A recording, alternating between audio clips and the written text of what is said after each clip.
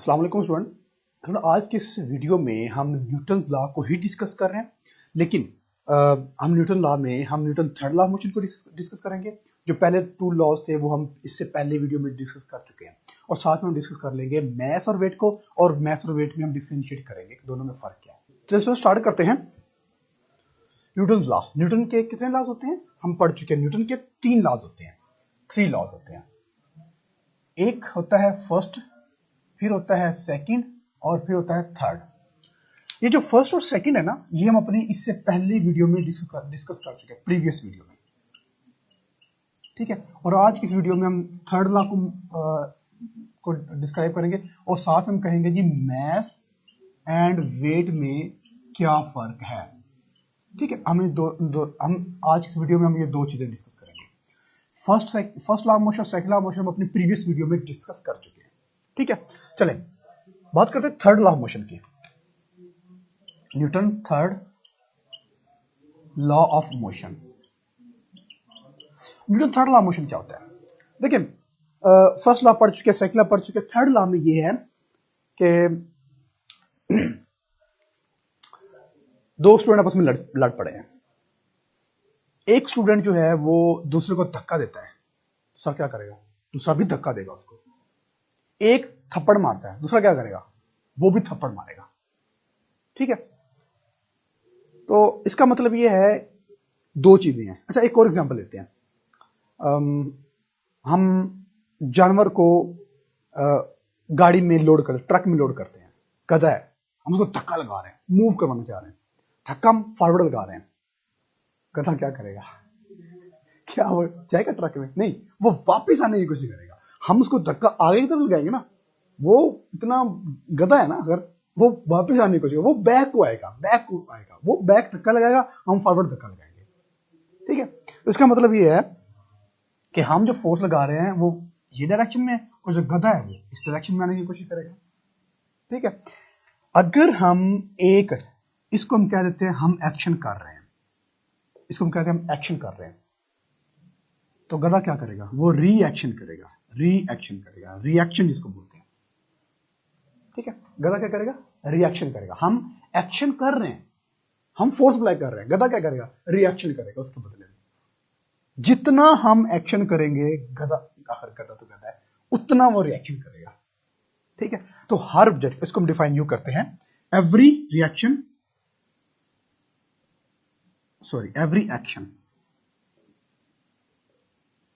Has reaction, कि हर action का एक रिएक्शन होता है।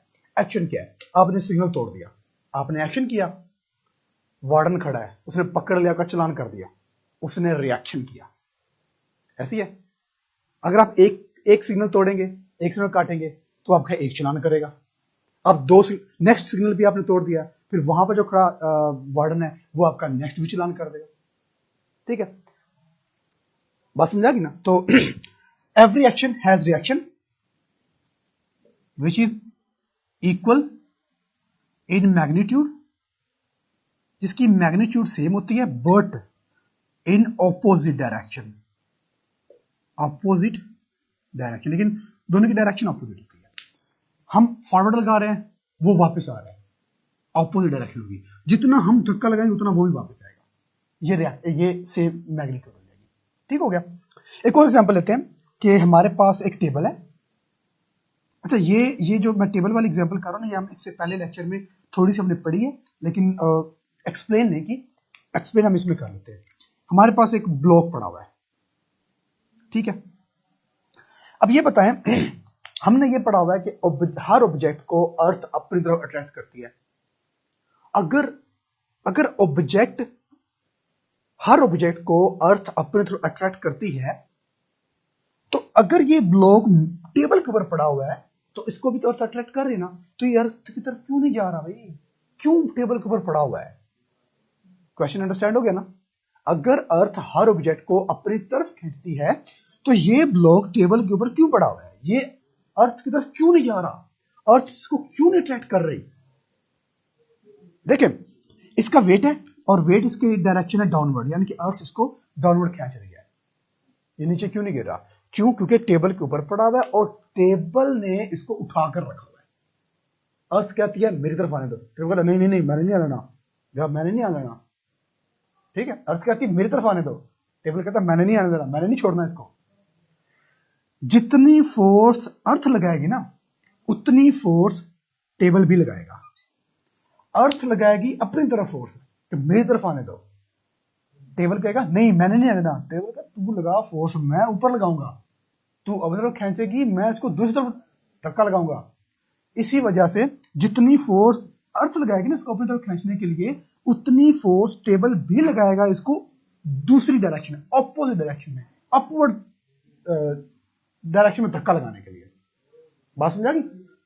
इसीलिए दोनों की फोर्स इक्वल होगी। जो टेबल फोर्स लगाएगा उसको बोलते हैं reaction force, reaction force, reaction force, ठीक है। इसको हम आर से लिखते हैं, ठीक है। जितनी फोर्स अर्थ लगाएगी उतनी फोर्स टेबल लगाएगा, लेकिन अर्थ की डायरेक्शन डाउनवर्ड होगी और टेबल की डायरेक्शन अपवर्ड होगी, तो दोनों फोर्सेस की डायरेक्शन क्या है? ऑपोजिट, ठीक है। लेकिन दोनों फोर्सेस की मैग्नीट्यूड क्या है? सेम। तो इसीलिए जो टेबल के ऊपर ब्लॉक पड़ा हो, पेन पड़ा हो, बुक पड़ी हो, व्हाट्सएप जो भी पड़ा हो, वो नीचे नहीं गिरता, क्योंकि जितनी अट्रैक्शन फोर्स, अगर हम फोर्स की अगर अर्थ की फोर्स को हम बोल देना एक्शन है, तो जो फोर्स टेबल अप्लाई कर रहा है वो रिएक्शन होगा, ठीक है, जो equal in magnitude but opposite direction. Clear? हम बैलून के अंदर हवा भरते हैं, छोड़ दिया, क्या होगा? वो करता करता वो उड़ जाएगा। क्यों?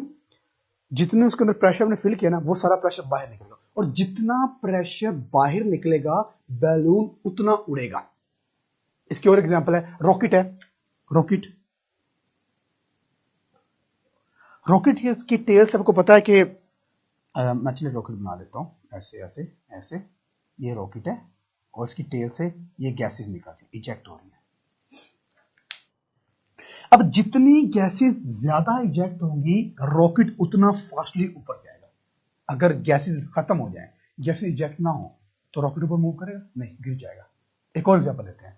आपको पता है कि मोटरसाइकिल या गाड़ियों के साइलेंसर होते हैं, वो बैकवर्ड डायरेक्शन में क्यों होते हैं? वो आगे इंजन की तरफ, आगे की तरफ क्यों नहीं रखते साइलेंसर? बैक डायरेक्शन में क्यों साइलेंसर रखते हैं? एक और क्वेश्चन। अच्छा, एक गेम थी, वीडियो गेम, मैंने बहुत खेली है। वीडियो गेम क्या नाम है उसका? Voice city. Voice city I hope आपने भी खेली होगी। वॉइस सिटी एक गेम है, उसमें ना वो स्टेज पार करनी थी। उसमें ना एक फार्मूला लगाते हैं, फार्मूला क्या था? फार्मूला मुझे याद नहीं आ रहा। वो कीबोर्ड पर टाइप करते हैं तो टैंक आ जाता है, टैंक। अगर आपने ये खेल लिया तो आपको बहुत अच्छा लग गया होगा। फार्मूला लगाते तो टैंक आ जाता है। अच्छा, अब टैंक के अंदर बैठकर आप फॉरवर्ड जा रहे हैं, फॉरवर्ड जा रहे हैं, मतलब ये टैंक है, ये टैंक है, और यहां पर ना इसका वो होता है जहां से वो फायर करते हैं, इसका बैरल होता है यहां पर टैंक का। अगर आप इसी तरफ मूव कर रहे हैं ना, इसी डायरेक्शन में मूव कर रहे हैं, और फायर भी आप उसी डायरेक्शन में कर रहे हैं, तब टैंक की जो स्पीड है वो स्लो हो जाती थी। अगर आप इस तरफ जा रहे हैं, अगर आप इस तरफ जा रहे हैं और जो फायर कर रहे हैं वो बैकवर्ड कर रहे हैं, ऊपर से घुमाकर ना, पता टैंक का जो ऊपर वाला हिस्सा होता है जिससे फायर वो घूम जाता है, ऐसे 360 डिग्री पर घूम जाता है। तो अगर आप फॉरवर्ड जा रहे हैं और इस फायर जो बैरल है इसको घुमाकर बैक पे करते हैं, आप जा फॉरवर्ड रहे हैं, बैरल बैक साइड पे आ रहा है, और आप फायर बैक साइड पर करते हैं, तो टैंक ज्यादा फास्ट मूव करता है। आपने किया? अगर आपने किया तो आपको इसकी बहुत अच्छे से अंडरस्टैंडिंग होगी, फिर आपको एक्शन और रिएक्शन का 100% कंफर्म हो जाएगा, क्योंकि मैंने बहुत गेम खेली है, दैट्स वाई। तो इसका मतलब है कि जब आप बैकवर्ड करके फायर करते हैं ना, बुलेट बैक को निकलती है, टैंक आगे को मूव करता है। इसका मतलब जितनी स्पीड के साथ वो बुलेट निकलेगी ना, वो बम, वो गोला निकलेगा, उतनी स्पीड के साथ वो टैंक आगे मूव करेगा। ऐसी है। तो एक्शन जितना ज्यादा होगा, रिएक्शन उतना ज्यादा होगा। बात समझा की? चले, तो ये हमारे पास होता है कि जितना एक्शन होगा उतना रिएक्शन होगा। इसके बाद हम बात करते हैं मैस और वेट की। मैस और वेट, स्पेस कम है तो चले यहां पर कर लेते हैं। मैस और वेट में हम डिफरेंस करते हैं। अच्छा, मैस और वेट कुछ लोग ना इन दोनों को सेम क्वांटिटी कहते हैं। वो कहते हैं यार मेरा वेट करना कितना है, वो इलेक्ट्रॉनिक्स जो होता है वो बैलेंस उस पर खड़ा होता है, आगे फिर रहता है 80 केजी, 80 केजी, कहता है जी मेरा वेट 80 केजी है। भाई वेट और मैथ्स दो डिफरेंट चीजें हैं। अगर आप केजी का नाम ले रहे हो ना तो साथ में मैथ्स लगाओ, केजी के साथ वेट नहीं आता, क्योंकि वेट और मैथ बोथ डिफरेंट क्वांटिटीज है। हम ये नहीं कह सकते कि इस सैक, इस बोरी का जो वजन है, इस बोरी का जो वेट है वो 200 केजी है, वेट इसका 200 केजी है। भाई वेट और केजी दैट्स अ डिफरेंट चीजें। बात तो ये होगी ना कि आप एक मुर्गे को और एक शेर को आपस में लड़ा रहे हैं, कहते हैं जी मुकाबला है, कैसे भाई, दोनों डिफरेंट चीजें हैं। इस तरह मैथ्स और वेट दोनों डिफरेंट हैं। मैथ्स देखें, जो दोनों को हम कंपेयर करते हैं आपको मजीद आइडिया हो जाएगा। एक हम कहते हैं जी मैथ्स है हमारे पास, और दूसरा हम कहते हैं जी वेट है हमारे पास। दोनों को कंपेयर कर लेते हैं। तो सबसे पहले हम इनकी ना डेफिनेशन लिखते हैं। मैथ्स क्या होता है जी? मैथ्स इनफैक्ट होती है क्वांटिटी, क्वांटिटी ऑफ मैटर, ठीक है, quantity of matter of body. किसी बॉडी में जितनी क्वांटिटी मैटर की होगी उतना उसका मैथ होगा। लेकिन जो वेट होते हैं, weight is a force, weight is a force act downward, ठीक है, जो डाउनवर्ड हमेशा एक्ट करता है, ठीक है, वेट जो होता है वो डाउनवर्ड हमेशा एक्ट करता है।